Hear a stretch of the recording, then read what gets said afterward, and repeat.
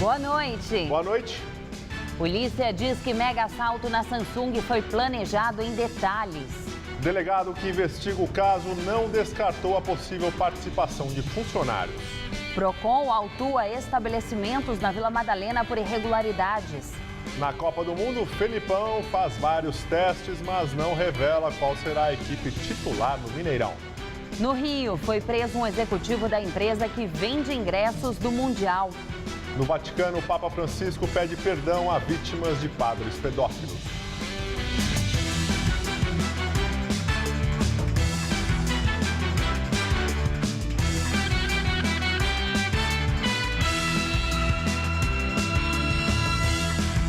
Bando que assaltou a empresa Samsung na madrugada desta segunda-feira em Campinas evitou as chamadas iscas eletrônicas, aqueles equipamentos dotados de rastreadores dispostos estrategicamente no estoque, justamente para permitir a localização em caso de roubo. Para a polícia, isso revela que os bandidos conheciam a empresa e planejaram o roubo em detalhes. E o delegado que investiga o caso não descartou a possível participação de funcionários passando informações privilegiadas aos bandidos. Foram levados 80 milhões de reais em eletrônicos. Os criminosos teriam usado 7 caminhões para fugir com a carga. A ação começou por volta da meia-noite na sede da empresa, que fica às margens da rodovia Dom Pedro I. Segundo a Polícia Civil, 20 criminosos renderam uma van de funcionários ainda no ponto de ônibus do lado de fora da empresa. Eles foram feitos reféns e ficaram sob o poder de parte da quadrilha. A outra parte entrou no prédio levando um dos gerentes e passaram pela portaria sem serem identificados. Do lado de dentro, o grupo rendeu cerca de 200 funcionários do setor de distribuição. Cerca de 40 mil peças entre tablets, celulares e notebooks foram levados. A carga é avaliada em 80 milhões de reais. Ninguém ficou ferido. O grupo deixou o local por volta das 3 da manhã. Em São Paulo, o Procon autua 9 bares e restaurantes da Vila Madalena. Cobranças indevidas ou não informadas previamente aos consumidores são as principais irregularidades. Se tem um lugar em São Paulo que vive a Copa do Mundo, é a Vila Madalena. Em dias de jogos, o bairro da Zona Oeste é endereço certo para torcedores de várias nacionalidades. Mas quando a seleção brasileira entra em campo, como nesta terça-feira, a região fica intransitável, com mais de 70 mil pessoas pelas ruas. Para os bares, é hora de faturar. Mas, segundo o Procon, alguns aproveitam para lucrar de forma ilegal. Nos 2 últimos jogos do Brasil na Copa, equipes de fiscalização do Procon visitaram 15 bares aqui na Vila Madalena. Autuaram 9 e que podem ter de pagar até 7 milhões de reais em multas. A maioria deles cobrava a consumação mínima, o que é proibido por lei. Mas ainda foram encontradas outras irregularidades por aqui. A fiscalização flagrou ainda bares que cobravam 10% de taxa de serviço sem avisar que o pagamento é opcional. Falta de cardápio na porta e ainda estabelecimento que não informa previamente a cobrança de couvert artístico. Todas práticas abusivas de acordo com o Código de Defesa do Consumidor. O valor da cobrança de entrada é permitido. O que não pode é a consumação mínima, porque constrange o consumidor a consumir no local sem que ele queira consumir, só para não perder o valor que foi pago. O diretor de fiscalização do Procon explica que o consumidor deve se negar a pagar a consumação mínima. Se o estabelecimento recusar, ele pode fazer uma denúncia. Nós recebemos essa denúncia essa notícia por parte de consumidores, e o consumidor fique atento. Se encontrar alguma dessas irregularidades, faça denúncia ao Procon. Integrantes do Movimento dos Trabalhadores Sem Teto fizeram um protesto hoje cedo na capital. O ato começou no Largo da Batata, na Zona Oeste, e depois os sem-teto seguiram pela Avenida Brigadeiro Faria Lima, até a construtora Iven, proprietária do terreno invadido por eles. De acordo com a CT, 3 faixas da Marginal Pinheiros, no sentido Castelo Branco, foram interditadas. O grupo pede que o terreno seja destinado para moradia popular. Em Belo Horizonte, começou hoje a demolição do viaduto que desabou na última quinta-feira. O Tribunal de Justiça de Minas Gerais permitiu que fosse demolida apenas a parte onde já foi concluída a perícia. O restante da estrutura que desabou foi preservado para a conclusão dos trabalhos que vão embasar o inquérito. 2 pessoas morreram no acidente e 23 ficaram feridas. Um micro-ônibus, 2 carros e 2 caminhões foram atingidos pela estrutura. A obra, que faz parte do pacote de mobilidade para a Copa do Mundo, fica em uma região importante da cidade e faz ligação entre o aeroporto de Confins e o estádio do Mineirão, que vai receber amanhã a partida entre Brasil e Alemanha pela semifinal da Copa do Mundo. Analistas do mercado financeiro reduzem a previsão de crescimento do PIB deste ano pela 6ª semana consecutiva. O Boletim Focus do Banco Central apontou que a expectativa para a expansão do Produto Interno Bruto em 2014 agora é de 1,07%, contra 1,10% na semana anterior. Para 2015, os economistas entrevistados prevêem expansão do PIB de 1,5%, mesmo número da semana anterior. Já a expectativa de inflação para este ano ficou estável em 6,46%. A Receita Federal divulga amanhã consulta ao segundo lote de restituição do Imposto de Renda de Pessoas Físicas de 2014. Segundo o fisco, aproximadamente 1 milhão de contribuintes estão neste lote e o total de tributos devolvidos passa de 1 bilhão e 600 milhões de reais. O lote também contempla devoluções residuais de 2008 a 2013. O crédito será realizado no dia 15 de julho. Para saber se está neste lote, o contribuinte deve acessar a página da Receita a partir das 9 horas desta terça-feira ou ligar para o Receita Fone 146 e informar o número do CPF. O fisco também oferece aplicativos para tablets e smartphones que facilitam a consulta, as declarações e a situação cadastral do CPF. Eleições 2014. Candidatos iniciam campanha à presidência da República. Hoje, o candidato do PSDB, Aécio Neves, esteve em São Paulo. Em torno da mesa, a equipe que vai tocar a campanha eleitoral tucana, liderada pelo senador do DEM, Agripino Maia, coordenador nacional da campanha de Aécio Neves. O candidato do PSDB à presidência da República participou das discussões ao lado do vice dele, Aloysio Nunes, e do ex-presidente Fernando Henrique.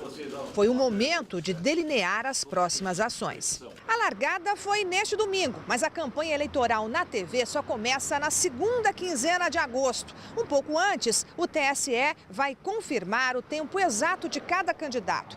A presidente Dilma, do PT, deve ter o maior tempo, 12 minutos. Aécio Neves, a metade disso, algo em torno de 6 minutos. E Eduardo Campos, do PSB, cerca de 2 minutos. Outros 8 candidatos devem ter entre 30 segundos e 1 minuto cada. Agora começou. Agora é campanha e da nossa parte será uma campanha propositiva. Nós vamos debater ideias, nós vamos debater um novo modelo de gestão, uma nova visão de mundo. Nós não vamos ter uma agenda concentrada numa região, concentrada num determinado setor da sociedade. A nossa agenda será uma agenda itinerante pelos vários Brasis que compõem a nossa nacionalidade. E na semana seguinte, ao final da Copa do Mundo, é que nós vamos ter efetivamente as pessoas acompanhando mais as propostas dos candidatos. O candidato do PSB, Eduardo Campos, se reuniu com os diretórios estaduais da legenda em Brasília e rechaçou a tese de divisão do partido por causa da formação dos palanques nos estados. Campos negou a existência de dissidentes e afirmou que o partido está unido em torno da campanha presidencial.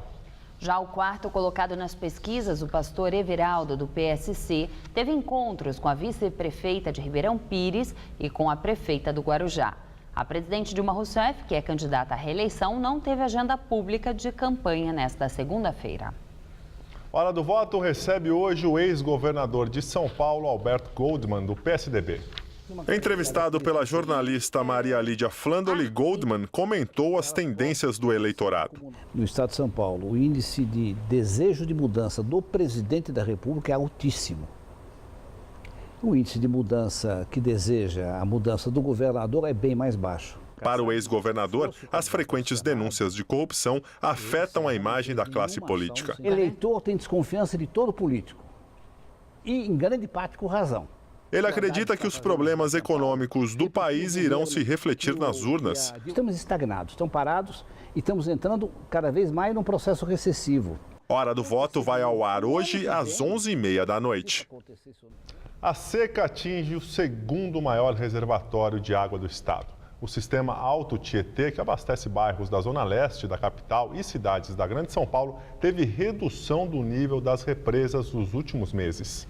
Desde que a Sabesp passou a remanejar água de lá para o sistema Cantareira, o nível do Alto Tietê caiu de 46% para 25%. Em Salesópolis, agricultores já sofrem com a escassez de água. As hortaliças não estão mais viçosas e bonitas. Para economizar água, nos dias sem sol e nublados, a irrigação não é feita. As plantas não morrem, mas a folhagem fica desnutrida e perde o aspecto saudável. Não tem chovido por aqui desde o começo do ano. O nível do tanque principal de irrigação, com capacidade para 3 milhões de metros cúbicos de água, está com apenas 2% do total, ou seja, está quase seco. Eu vou ter que partir para outro meio, de fazer uma captação de água para poder manter as plantas. Se eu fizer essa captação da água para eu poder fazer a irrigação, o custo é muito alto, com certeza não é viável. Este é o tanque reserva de irrigação que deveria servir para fornecer água para o tanque principal. Mas o volume é tão baixo que não consegue atingir o nível necessário para passar para o lado de lá. A capacidade aqui é de 2,5 milhões de metros cúbicos, mas hoje está com apenas 1% dessa capacidade. A falta de chuvas afeta os mananciais do sistema Alto Tietê, que baixou de 46% em janeiro para 25% na última semana. No ano passado, nessa mesma época, o nível era de 63%. Na barragem de Ponte Nova, a represa tem baixado a cada dia. Em períodos normais, o nível chegaria até essas pedras mais escuras. É possível ver troncos de árvores que antes ficavam encobertos pelas águas. O rio Paraitinga, em Salesópolis, também está secando. A gente fica assustado, O que diminuiu a represa, a falta de água que entrou no reservatório, a nascente secando. Hoje temos uma capacidade de 19 milhões de metros cúbicos ainda de reserva no Alto Tietê. Isso dá para uns 6 meses de abastecimento. O sistema Alto Tietê é formado por 5 grandes reservatórios e atende cidades da Grande São Paulo, além de 3,5 milhões de pessoas na zona leste da capital. Desde fevereiro, a Sabesp passou a remanejar água dos sistemas Alto Tietê e Guarapiranga para cerca de 1.600.000 pessoas atendidas pelo sistema Cantareira. Hoje, o sistema registrou nova queda, chegando a 19,4% da capacidade total, mesmo com o uso do volume morto, que deve acabar entre outubro e novembro deste ano. A questão de a gente repensar, replanejar, proteger os nossos mananciais efetivamente tem que ser feito, política efetiva de proteção desses mananciais. Quando houver uma estiagem dessa, pelo menos haja um armazenamento freático, subterrâneo, que possa abastecer melhor esses reservatórios. A semana começou com mudanças no tempo. Uma frente fria trouxe nebulosidade para boa parte do estado de São Paulo e, com isso, as temperaturas caíram. E finalmente choveu por aqui, mas de forma bem fraca e localizada. Para essa madrugada, é bom o paulistano preparar os cobertores, porque vai fazer frio. Vamos ver como fica o tempo nesta terça-feira em todo o estado de São Paulo com Mariana Armentano. Uma frente fria avança por Minas Gerais e Rio de Janeiro e acaba influenciando o tempo também aqui em São Paulo. Por isso, as temperaturas devem cair ainda mais em relação a hoje. O vento marítimo sopra mais forte e espalha mais umidade por todo o estado. Apesar do aumento de nuvens, não chove no extremo norte paulista, como na região de Votuporanga, onde ainda faz calor de 29 graus amanhã. Nas demais áreas do interior, o sol aparece pouco e há condições de pancadas de chuva passageiras a qualquer hora do dia. Mínima de 15, máxima de 25 graus em Bauru. No leste do estado, o dia será muito úmido, com céu nublado e chuva fraca. O litoral terá ventos moderados, por isso a máxima não vai passar dos 19 graus por lá. Essa previsão vale também para a Grande São Paulo. Sem o sol e com a presença do ar polar, a sensação será de frio o dia todo. Nessa madrugada, mínima de 14 e máxima amanhã de 18 graus. Na quarta, mais frio ainda e tempo fechado, máxima de 17. Na quinta-feira, o sol volta a aparecer entre nuvens, mas as temperaturas continuam amenas, máxima também de 17 graus. Na fronteira do México com a Guatemala, terremoto causa a morte de 3 pessoas. O terremoto de 6,9 de magnitude atingiu o estado de Chiapas, no sul do México, perto da fronteira com a Guatemala. Algumas casas sofreram danos por causa do fenômeno meteorológico. Na Guatemala, o tremor foi sentido com força e uma pessoa ficou ferida na cidade de San Marcos, além de 30 casas terem sido danificadas. O tremor também foi sentido em El Salvador e provocou alarme, mas não deixou vítimas nem danos materiais. A seguir, mais notícias que foram destaque no mundo. Na Nigéria, jovens sequestradas pelo Boko Haram conseguem fugir do cativeiro. No Vaticano, o Papa Francisco pede perdão a vítimas de abusos de padres pedófilos.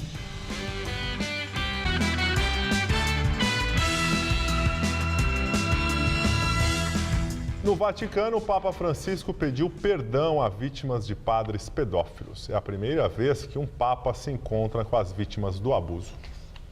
Segundo a assessoria de comunicação da Santa Sé, o pontífice recebeu 2 britânicos, 2 alemães e 2 irlandeses que sofreram abusos sexuais de religiosos.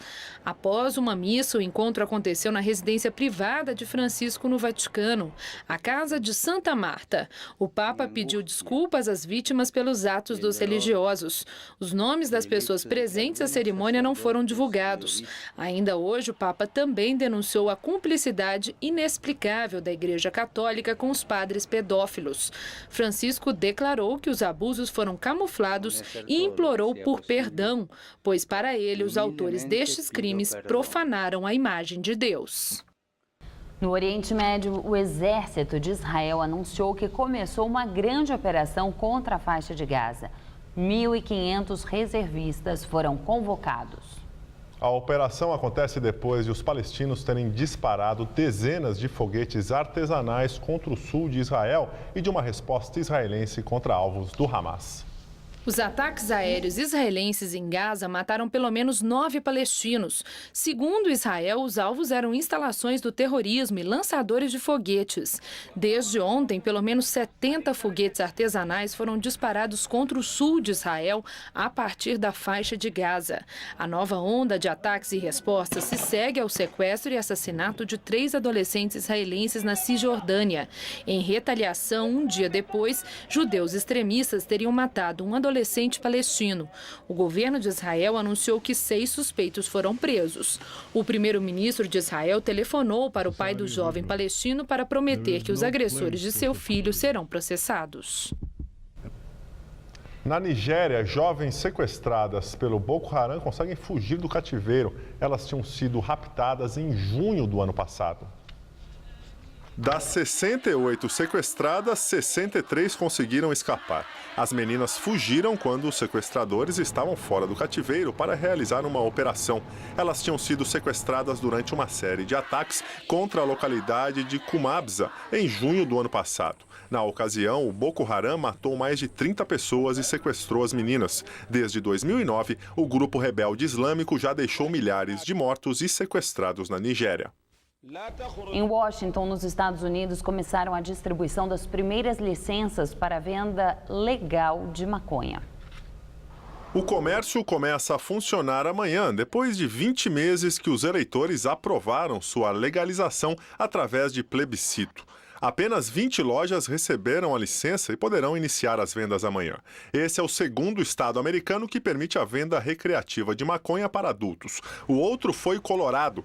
As regulações adotadas pelo governo permitem que o estado tenha até 334 lojas autorizadas a venderem maconha. As vendas no Colorado começaram em 1º de janeiro. Nos Estados Unidos, o consumo de maconha com fins terapêuticos já é legal e está regulamentado em 23 estados do país. E na maioria destes, o consumo com fins recreativos não é considerado um delito. O último estado a assinar a lei que regulamenta o uso da maconha medicinal foi Nova York. A assinatura foi feita hoje pelo governador. O acesso à maconha será limitado a pacientes com doenças graves ou em estado terminal. Só pode ser administrada em forma de vapor, óleo ou como ingrediente em alimentos. E o governador tem a prerrogativa de interromper o programa a qualquer momento. Agora as notícias da Copa do Mundo. A seleção brasileira chegou no início da noite em Belo Horizonte, palco do jogo contra a Alemanha amanhã, no Mineirão. Antes ainda na Granja Comari, Felipão fez vários testes, mas não revelou qual será a equipe titular.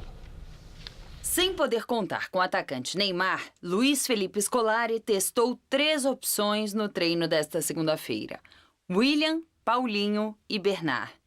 No início, ele escalou Paulinho na vaga do camisa 10. Com este cenário, o time ficaria com 3 volantes: Luiz Gustavo, Fernandinho e Paulinho. Oscar jogou centralizado. Logo depois, William, favorito para assumir o posto de Neymar, entrou na vaga de Paulinho. O meia foi o que mais tempo treinou nesta segunda. Ele jogou pelo setor direito e Oscar pelo meio. No final do treino, Bernard também foi testado, com Hernanes na vaga de Fernandinho. A equipe treinada também teve Dante na vaga de Thiago Silva e Daniel Alves no lugar de Maicon. Durante o treino, Felipão fez mais mudanças. Trocou novamente Daniel Alves por Maicon e colocou Jô na vaga de Fred. Os jogadores também treinaram batidas de pênaltis. Na coletiva de imprensa, Felipão afirmou que a seleção já superou a tristeza pela perda de Neymar e disse que agora busca vitória também pelo jogador. Então, já está superada essa situação. Nós estamos falando normalmente porque eu sei que é uma solicitação de vocês, mas mesmo dentro do nosso grupo nós já temos outro foco, outro envolvimento e temos que trabalhar assim. Scolari também comentou sobre o time adversário, a Alemanha. O equilíbrio da Alemanha é muito grande e não vamos nos esquecer que esse time da Alemanha vem há 6 anos sendo organizado para essa Copa. Então, se eles vêm há 6 anos trabalhando para chegar a esse ponto que chegaram, é sinal que eles têm um bom equilíbrio, um bom balanço, um bom trabalho de equipe e a sequência do trabalho está dando resultado. Nós vamos respeitar tudo da Alemanha para que a gente possa, respeitando, também se impor como equipe. Seleção alemã que chegou em Belo Horizonte ontem à noite. Hoje pela manhã eles treinaram. Apenas os 15 primeiros minutos do coletivo foram abertos à imprensa. Assim como o Felipão, o técnico da Alemanha, Joachim Löw, também faz mistério do time que vai enfrentar a seleção brasileira. Na coletiva de imprensa, Löw criticou o excesso de faltas no jogo do Brasil contra a Colômbia e cobrou uma postura rigorosa do juiz mexicano que vai apitar a partida de amanhã. E por fim disse que lamenta a ausência do atacante Neymar. A cidade de São Paulo amanheceu em clima de feriado prolongado nesta segunda. Isso porque muita gente aproveitou o Jogo do Brasil de amanhã e o feriado de quarta-feira para esticar a pausa. O resultado foi trânsito abaixo da média e movimento morno no comércio. Segunda-feira atípica na cidade de São Paulo, a começar pelo trânsito. Tranquilo, por enquanto é tranquilo. Eu venho de Cotia. Foi mais tranquilo? Sim, Raposo Tavares, bem tranquilo. Bom para aproveitar o dia útil sem se cansar. Maravilhoso. Eu já rodei a cidade toda em meia hora, fiz um monte de coisa. Eu acho que em função de férias escolares também, feriado, eu acho que deve ser isso. Jogo amanhã. A situação deve continuar assim, tranquila, amanhã. Inclusive pelo esquema de rodízio estendido, que vai valer das 7 horas da manhã às 8 da noite, sem interrupção, para carros com placas finais 3 e 4. Na quarta-feira, como em todo feriado, o rodízio será suspenso, o que não deve fazer o movimento aumentar. Bom para os motoristas, nem tão bom assim para os comerciantes. Férias escolares, feriado no meio da semana e jogo de futebol na capital paulista. Tudo isso gera a expectativa de um movimento bem abaixo do habitual no comércio. Há 23 anos na região do Bom Retiro, Sônia diz que nunca tinha passado por um mês de junho com um movimento tão fraco. O movimento caiu muito por causa da Copa. Estamos aí torcendo que ela ganhe para as coisas voltar ao normal. Nesta outra loja, nem a camisa da seleção brasileira teve a saída esperada. Chegou a custar R$ 22,90 e agora sai por R$ 14,90. Desconto de R$ 8,00. E o turista que é bom? Não apareceu. De acordo com a gerente, o movimento teve queda de 30% desde o início da Copa. A equipe já passou de 20 para 18 funcionários. A expectativa de vendas para esta semana é ainda pior, 50% menor. Está perdida praticamente, né? Hoje e amanhã que fecha cedo, então a gente não está vendendo praticamente nada. Vamos tentar vender o que tem, né? Para a Eroni, que tem barraca na mesma rua há 10 anos, comemorar mesmo só se o Brasil levar a taça. Porque no comércio... Tá difícil, né? Não tá fácil, tá bem fraco o movimento. A gente tinha expectativa de ganhar um dinheirinho com a Copa, né? Mas foi o contrário, né?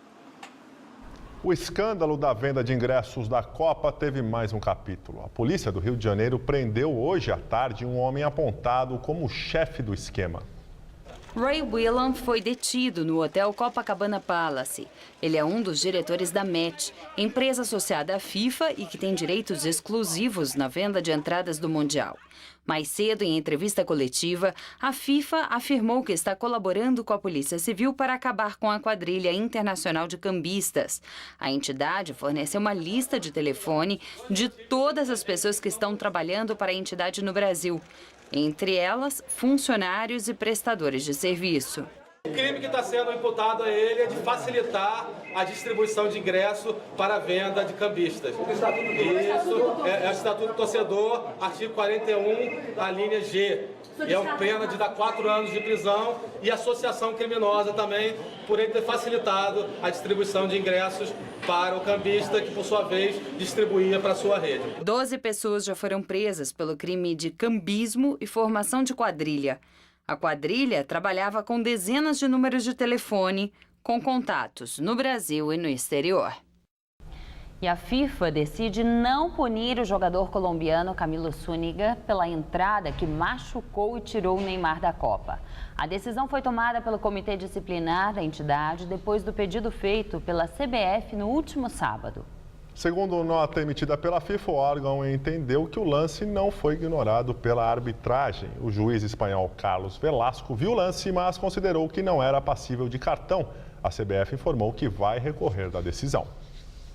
A edição das 10 do Jornal da Gazeta termina aqui. Boa noite. Fique agora com o Ronivon no Todo Seu. Uma ótima noite para você e até amanhã. Maria Lídia Flandre entrevista o ex-governador Alberto Goldman em Hora do Voto. Logo mais, 11h30 da noite. Assista agora, Todo Seu.